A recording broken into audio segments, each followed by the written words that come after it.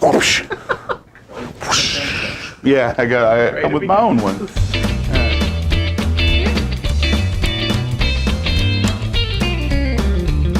Hey, all you combo greeters and true believers, it's Tuesday, and I'm your friendly neighborhood combo guy, Mitch. You guys know what's up, Mitch's Picks.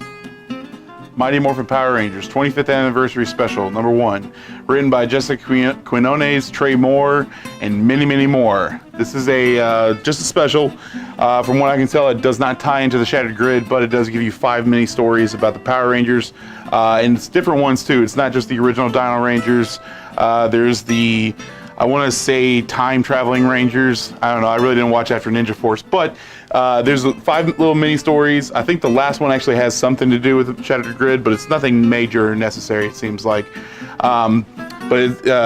New issue coming out from Boom. Like I said, it's only going to be this one. I don't think they're going to do any more after this, at least not this year. But you guys definitely, if you love Power Rangers, you want to pick it up. Check it out. The Sentry, number 1, written by Jeff Lemire, art done by Kim Jacinto. For those of you that know the Sentry, or Bob Reynolds is his earthly name, the Sentry is a all-powerful being, basically capable of like kind of destroying the moon if he wanted to. But also there's the dark side of this coin as well as the Void. And as many times as the Sentry's there to save the day, as many times as the Void's there to destroy it.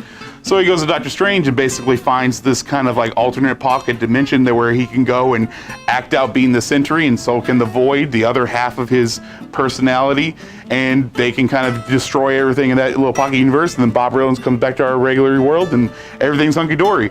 That is until he comes home one day and this little device that Doctor Strange has made for him is gone. And now he's worried possibly the Sentry might come back along with the Void in this. As far as I can tell, this is an ongoing series, but it could also be a limited one. But it's coming from Jeff Lemire, so you know it's going to be solid, good stuff. He did the Old Man Logan stuff, so I'm really interested in seeing where he goes with this one. Check it out.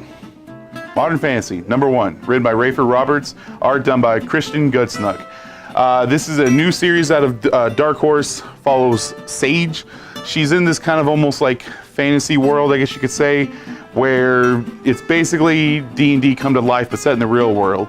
She is living with I'm assuming a dwarf roommate who she has an interest in, I think an elf.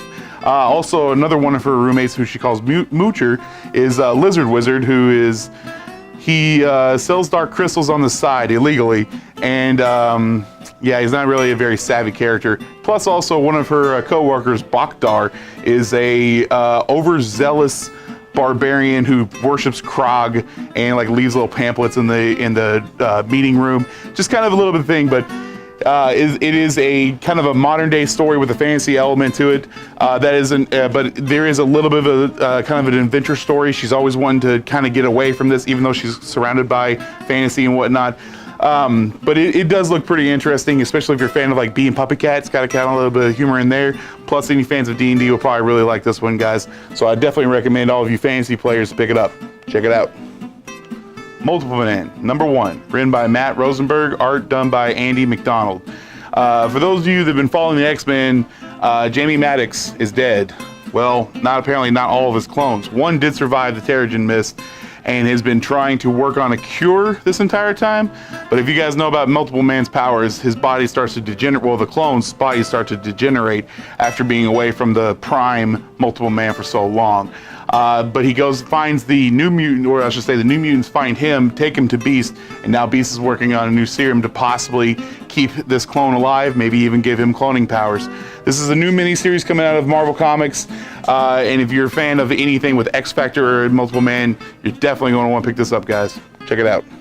Dark Knight's Metal, The Resistance, trade paperback, written by James Tynion IV, Scott Snyder, Joshua Williamson, many, many more, with many, many artists attached to this as well.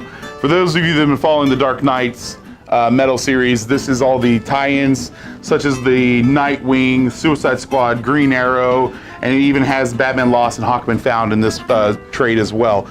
Not really necessary for the main story, but if you're looking for more of the story, this is definitely something to pick up, guys. Definitely want to check that out. That's all my picks for this week, everyone. Keep reading your comics, true believers. See you guys next week.